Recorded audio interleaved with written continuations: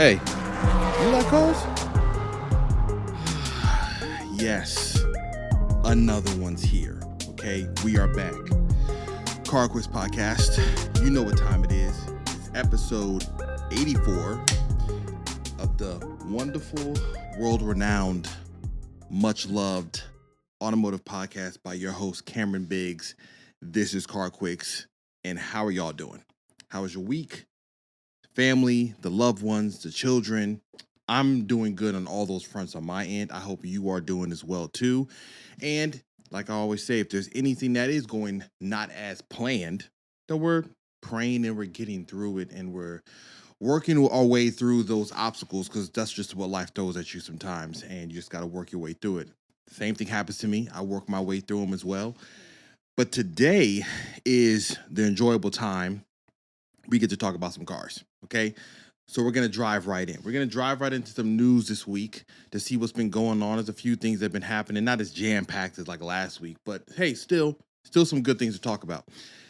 I want to jump into something fairly interesting. There's a couple things I do want to talk about. One is funny because it talks about something that is going to happen more and more and more. Like, this is just the beginning, and that is AI. AI generated images or AI rendered images or anything that is artificial intelligence, something that is not real but looks very real. I work in the tech world. I deal with it all the time, from ransomware attacks to phishing attacks to anything. Like, they're getting very sophisticated, and I have to have a very good eye and keen vision on what they look like. And one of those things happened in the automotive world, which was funny because it just showed a couple things. One, let me talk about what it was. So there is this artist. His name is, let me get his name correct because I want to give him his props for designing something that looked as dope. His name was Jordan Rubenstein Towler. He did a render of what he would say is the vision for Volvo moving forward. Basically, back to bricks, back to turbo bricks. If you're a Volvo fan, then you already know that the old like 245 turbo wagons, I had one of them, okay? Classic with the manual, okay? Respect me. And if you think about the old 740s and all the other times when Volvo was more of a boxy type of design, they still kind of are, not as much. Well, he showed like a very retro future render. I'll show you, throw a little quick picture up here if you're watching the video. And if you're not, let's pause for a second. If you're not watching the video, you got to sit down and ask yourself why you choose to live a life like this. Do better. Like and subscribe. So back to getting serious. So he made these renders of the Volvo that he would say would be the future. And they look dope. It's kind of simple, but when you see them, it matches what you think Volvo should do kind of moving forward. If anybody loves that old design they had, you saw this and you were like, that makes a lot of sense, especially for where they should go, especially for where they're at right now. And he showed he had done that render. Somebody took that same picture. I don't know if it was him himself or somebody else. Took those generated, rendered images of his design and stuck them in an image of a racetrack. I think it's Nürburgring. I could be wrong. But somebody took those same cars and stuck them on a track, and people were like, Volvo's testing out brand new designs. These look absolutely fire. They were not. Because, I mean, quickly when you got down to comments, everybody was like, if you can't tell this is AI, I don't know what to tell you. Now, I'm of that same camp sometimes where I see some things that AI generated, and I kind of laugh, thinking, like, how can people fall for this? But then I have to remember that where I come from, or my background and my normal job, I deal with it all the time. So I kind of have a better look at what I can see and recognize, like, that's not real. Like, I don't know if you remember a couple weeks ago, not a couple, it might have been a couple months ago, there's a video running around like on Instagram, some lady holding a giant owl on her forearm. People are like, oh, that's amazing. I'm like, that's not real. Okay, trust me. But now everybody knows that. So when it came to the Volvo and the cars, what I did notice is it does speak to something about enthusiasts and what the public wants. And I almost think that they should kind of use this as a marketing gimmick. Here's what I mean. Most of the comments, 99.9% of them were positive. Everybody was like, yo, Volvo needs to make these. Once they figured out that it was AI and it wasn't real, they were like, that's fine, but guess what? They need to figure out how to make it. And the other comments were like, oh, it's not real, it should be. So they were talking about what they saw was enough to get people to say, hey, if they do something like that, I'm on board. I'm on board to buy that. And I think automotive companies should, in a way, try to figure out how to implement some of that in a way. I don't mean lie to the consumer, but I mean, you might want to test the waters and just kind of make a render and have an ad campaign that says, what if, or maybe, should we, and just show it in a full on video or show it in an image and see what the people are saying. Because I think we need to get back to cars having more. For car enthusiasts, we have an emotional attachment to cars, whether it's the design, the numbers, just the overall package. But I think from a consumer standpoint, from commodity cars, I think they should get more and more to the point where there is an emotional response to how they look and how they are designed. I think they should garner that type of attention. They should bring up that type of emotion internally where you're like, I just love how that looks. The drivetrain and everything else can kind of come after the fact for those type of cars. I found that moment just kind of interesting because you could use that as a gimmick. And gimmicks don't always have to be bad. Gimmicks can be kind of a way for you to just test the waters that you're having to build a whole entire prototype.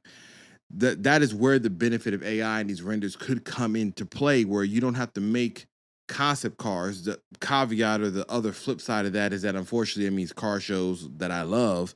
When you go to auto shows, you don't have that era of concept cars spinning around on the turnstile. You don't get to have announcements where you see something really cool. I do think that they're going to get to the point where they just kind of digitally make concept cars and say, is this something that can resonate with the consumer? Should we make something like this? It could work. I think that it's something to utilize moving forward. And somebody could use that right now. Somebody could use what I'm talking about right this second, and that is GM. So I was reading an article about a report that came out, and it said that whatever the revival was of the 7th generation Camaro is dead in the water. Cooked, flambéed. They said that if there is some light at the end of the tunnel, it's gotten dimmer, which means that whatever flicker they saw there is now just a faint, distant memory almost. And what happened was there was an internal group, according to this article on thedrive.com, I was reading it, that they were working to make the business case for making a new Camaro. Because as we know, in 2023, the 6th generation Camaro was ended production. There are no more. So they were inside of a group, but they said that the group was talking to certain leadership executives, but they weren't all on board. Because however much we are car enthusiasts, car companies are companies that are for profit. They are to make money. They are a business.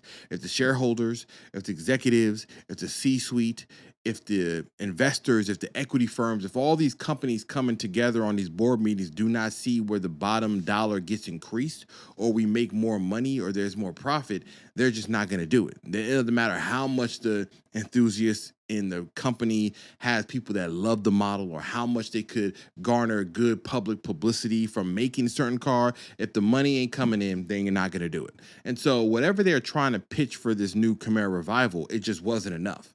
And I understand kind of the problem that GM has right now, or I think I understand a bit of where their battle is right now.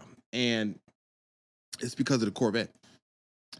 The C8 Corvette is excellent. It's extremely good. Matter of fact, I want to just look up while I'm talking to y'all. Hold on a second. We're gonna do some live and in person. We're gonna do some live and in action stuff because I want to know what the base price of a Chevrolet C8 Corvette is right now. In my head, I'm thinking it's like 65,000, 68,000, but I could be wrong. So I'm just gonna go check right quick and in a hurry what those base at, because that'll tell you where I'm trying to go. $68,300. That is what a Corvette Stingray, C8 Stingray baselines at. The problem GM has is that the Camaro was priced so close at the upper end to the C8 that I think they can't figure out what the business case would be for it for that reason. Let me tell you where I'm thinking.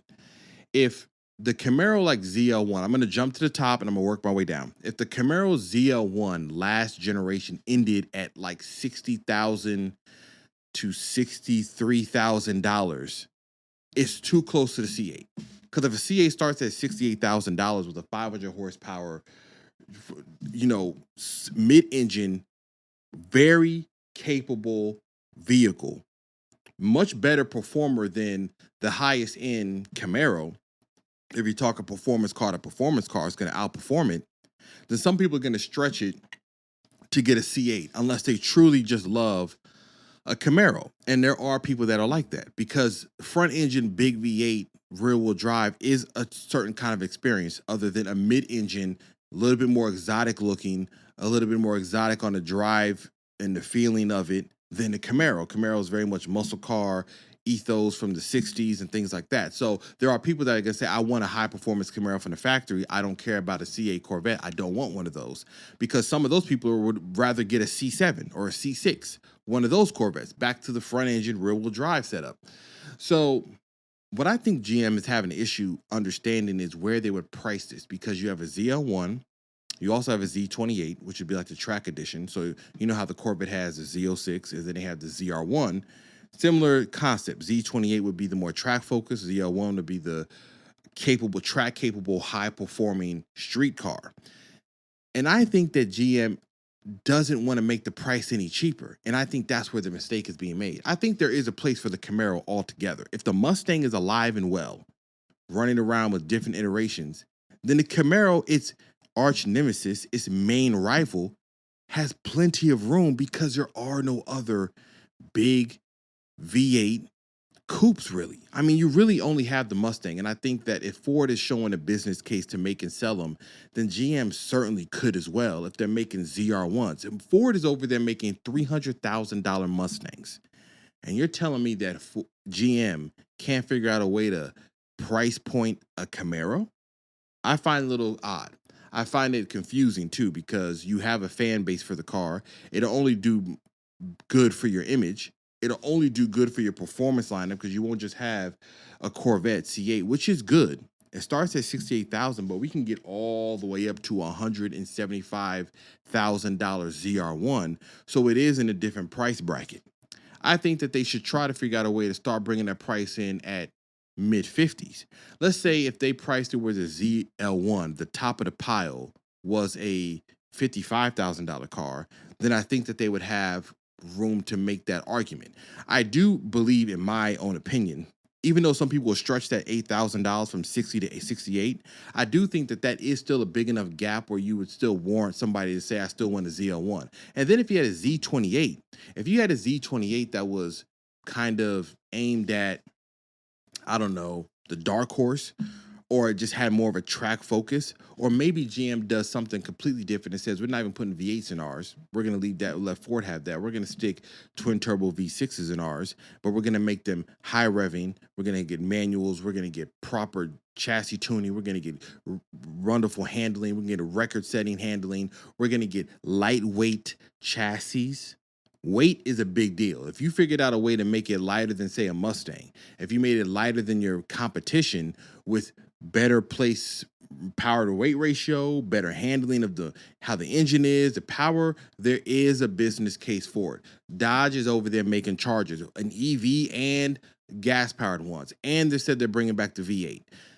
If everybody else, and we're talking about Dodge, who's notorious for having bad sales right now, if they're figuring it out, I think GM just doesn't want to do the hard work. The hard work is really piecing together the supply chain, piecing together the business. And if you only had a few people inside of the company that were going to bat for this to be a viable option, then I can see why it died at the table of the executives on the board meeting, because they're probably just like, it don't make no money, it don't make any sense. I do think that there are sometimes cars in companies' lineups that aren't about just always making profit, only making money. Some of it is about lineage. Some of it is about excitement to the brand, just bringing that in so that people can be excited about what Chevrolet is doing. I think that there is a business for it. I mean, I'm not in those board meetings. I'm just saying the fact that there is no more Camaros, please don't bring it back as an EV either, because don't make that mistake, because that'll be horrific. And there was rumors of it being a 4-door, and I'm like, you can't do that unless you got the 2-door already out there. I know I said that about the Mustang. I said that they could make a sedan that would be kind of fun, but the Mustang 2-door and the coupe is available in all iterations, all the way up to a GT500. So you got options, but not on the, don't have the Camaro come back and it only be a sedan. I know Dodge did that with a Charger. That was a long time ago. Okay. If you're going to do it, though, I mean, let's just say you did a sedan. You would have to make sure. I mean, it is a knockout design, knockout on the engine, knockout on the powertrain. You just really got to hit every single thing for people to look past the fact that it's no longer a two-door coupe and that it's a sedan and it has to look the part. It's not impossible, though. In this market of the US, we are terrible at liking sedans. I mean, like, everybody wants an SUV, and no, please. I know, I know we doing SUVs. There's a Mustang Mach-E. Ferrari got the Purosangue. I know SUVs are everywhere.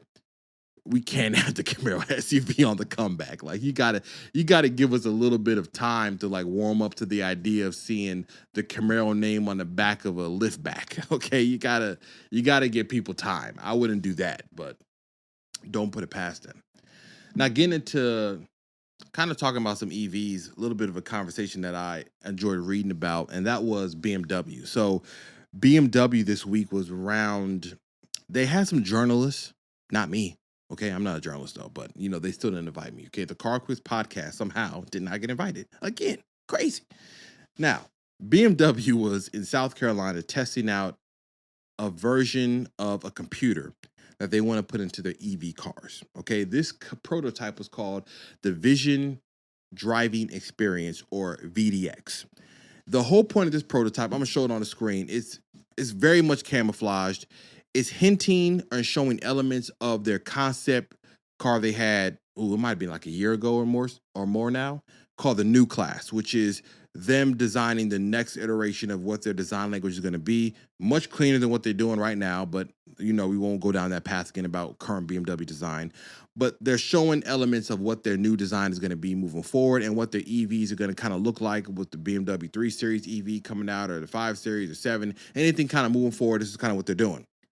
But the main point of this concept was they were testing out the brains of these electrical systems in these cars. The computer, they call it a supercomputer because what they built is 10 times more powerful than whatever is currently in any EV that they have been prototyping, or any of the iX models, any of their cars. Honestly, any of the cars they have a computer that's running at 10x what they are doing. So much so that when they put it inside of this prototype, it's increasing the efficiency of the performance, to the batteries, to the regenerative energy, to the braking, to all of those parameters inside of the car by 25%, which is a huge deal if you're talking about building an EV. Now, I want to talk about this because if you remember, a few podcasts ago, we were talking about the BMW EV, and I said BMW is approaching this the right way because they are introducing both a brand new ICE-powered one, and alongside of that, they're introducing the very first M3 EV. And it's a very big deal because right now, the consensus among most, when it comes to those that are into performance cars, is that the EV version of any one of those lacks emotion.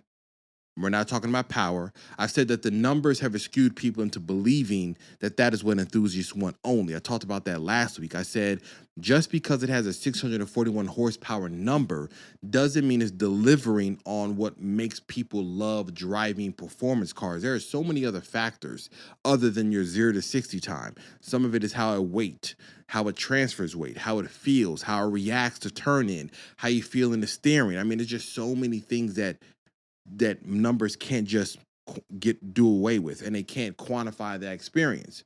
So BMW knows this. They know that where they're going, or what they're trying to achieve, is like, say, the M3 EV or this VDX concept, is to introduce emotion back into EV cars. I don't know if they've gotten there yet.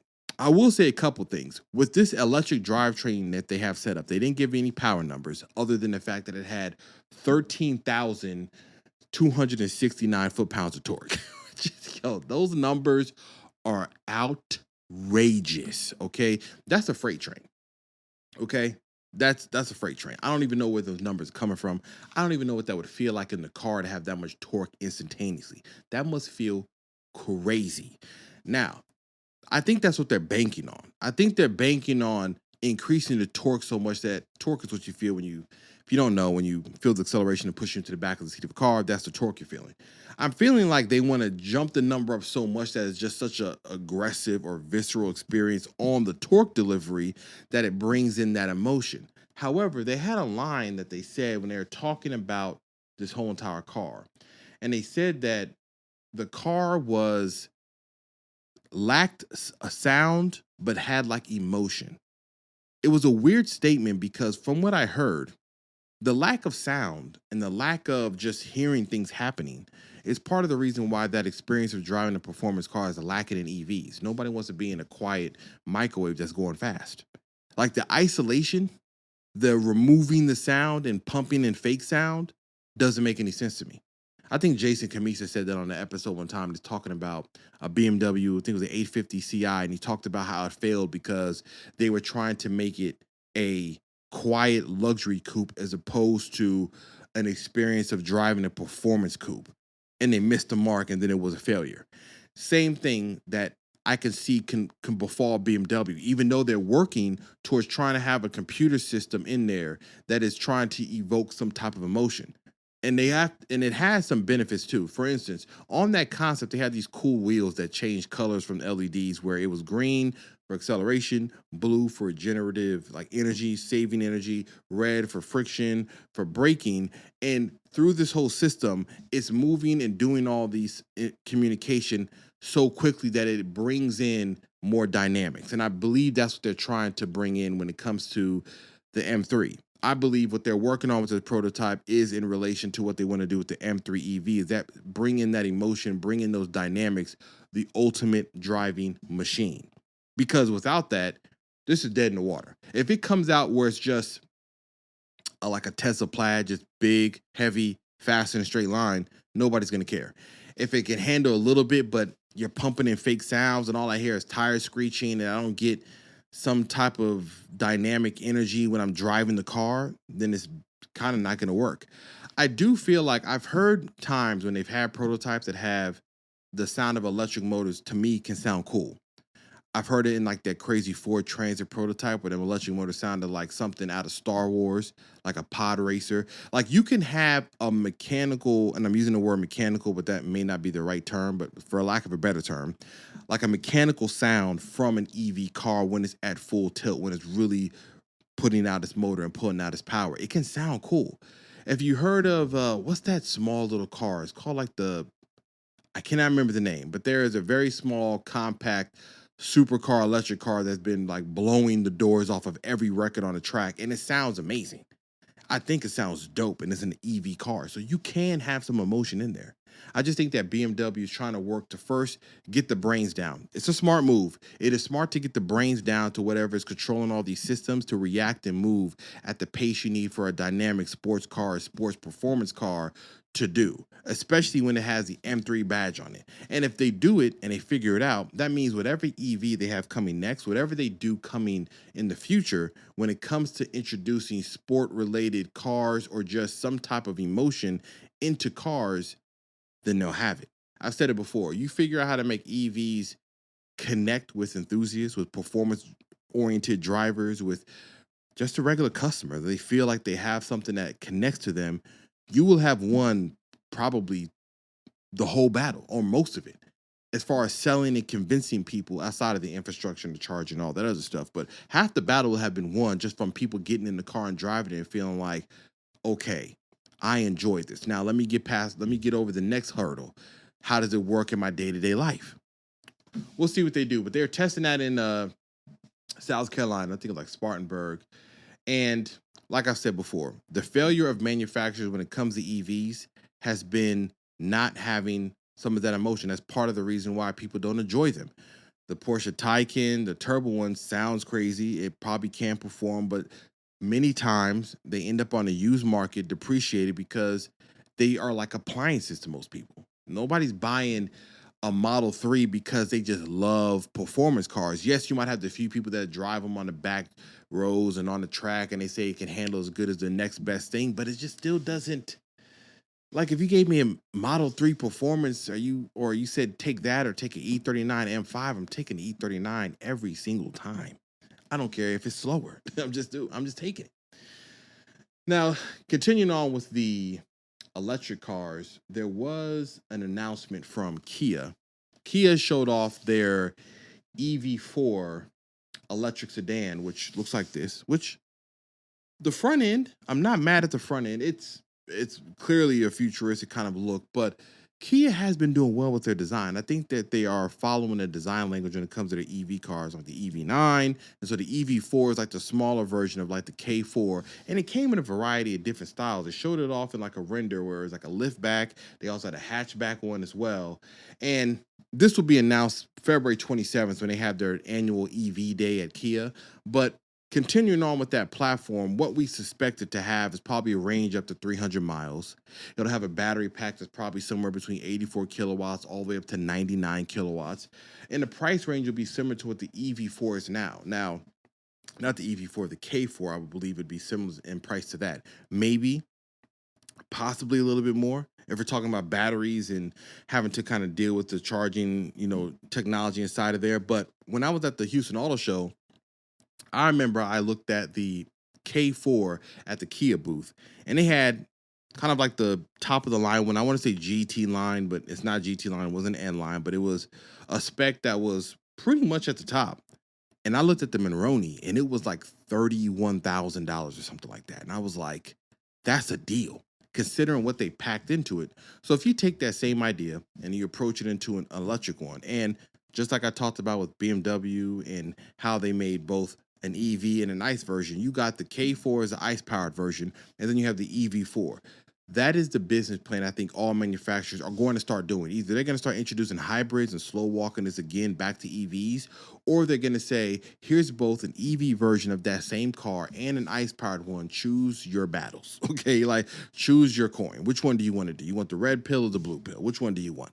And I think that makes the most sense when you're trying to bring in people that are interested into your models, because you're not isolating anyone. You're giving them the option. So I don't know if the EV4, there's no announcement from Car and Driver. They say that there is no announcement of whether it's going to come to the US. And if it doesn't, it's probably because Kia is playing it safe. They're putting in the EVs that they feel like can work. Big SUVs, 3-row SUVs are the ones that people care about the most. Sedans aren't the bigger seller. So bringing in another electric sedan when you already have the K4 here may not really help you out, and it might cause you to just start losing money because of having to bring those cars in. And on top of it, with the whole tariffs and everything going on, if you're bringing in the EV that isn't built here, it's 100% tariff. So whatever this thing costs in Korea or in China, if it's 31,000 there, it's going to end up here at like 50,000. And I'm going to tell you now, that's not going to fly.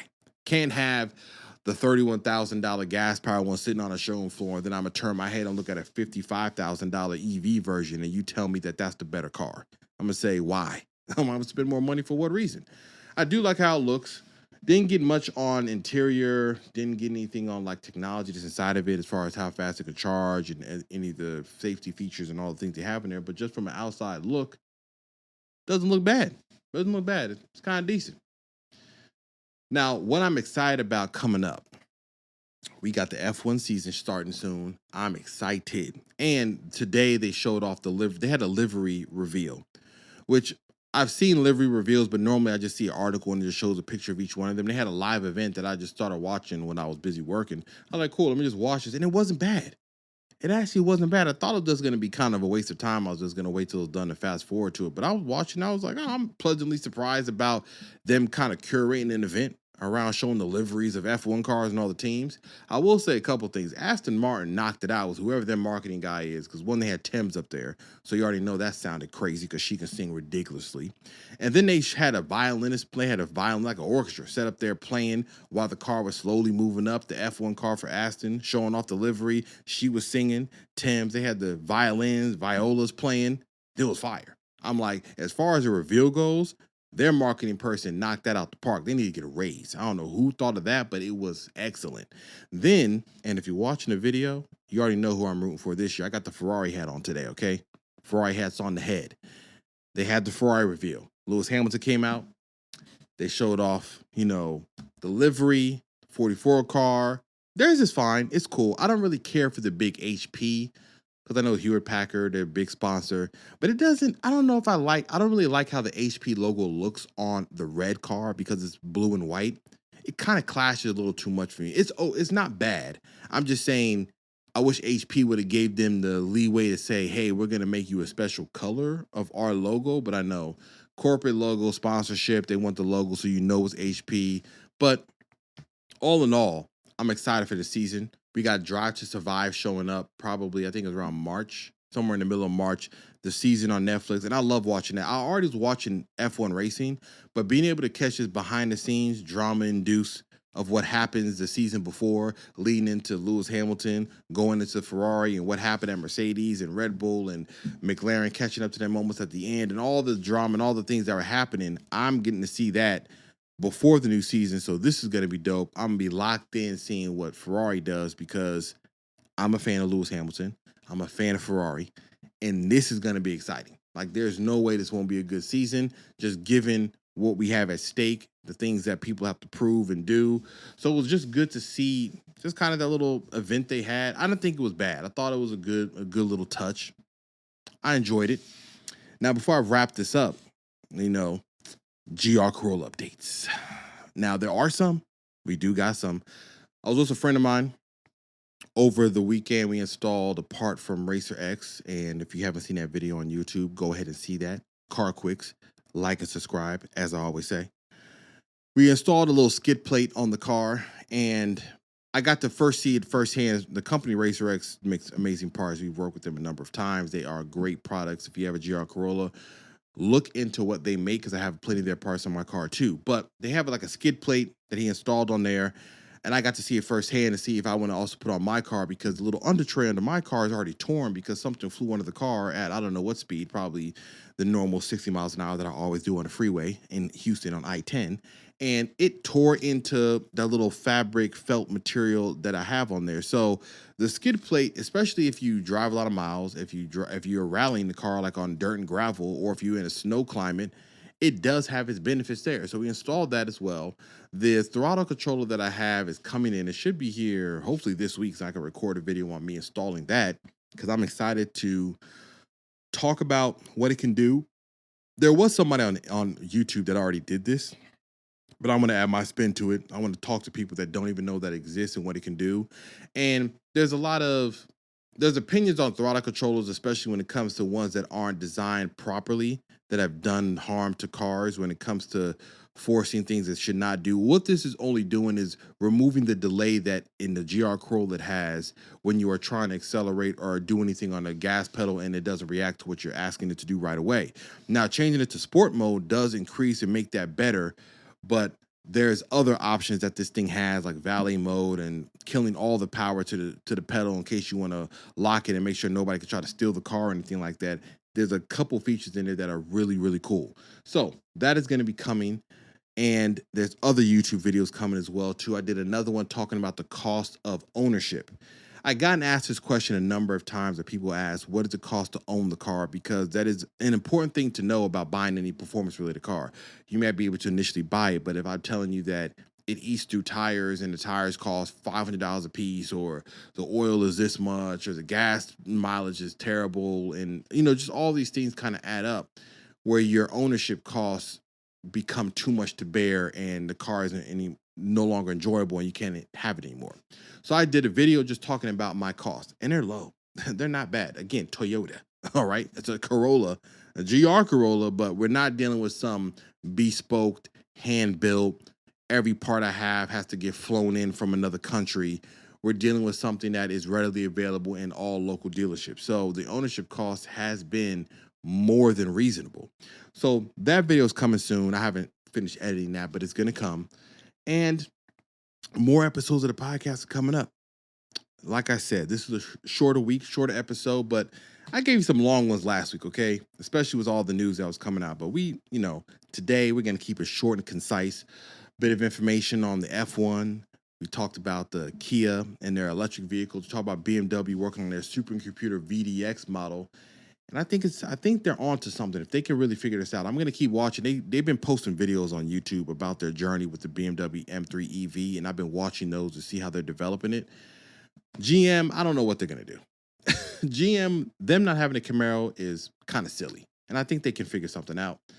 And I also think that with AI cars and the renders, I think somebody like GM should tap into one of them artists on Instagram and say, hey, can you kind of make us a Camaro concept where we can kind of see the idea? Start testing these waters so you don't come out with a car that everybody hates and you got to go back to the drawing board and figure it out later, you know? It's unnecessary at this day and age, and you got so much feedback from people willing to tell you what they love, like, and don't like. I think they should do it that way. But until then, as I always say, do as you wish and do as you may. This was another episode of CarQuicks with your host, me, Cameron Biggs. I'm going to see y'all next week. Take care. Peace.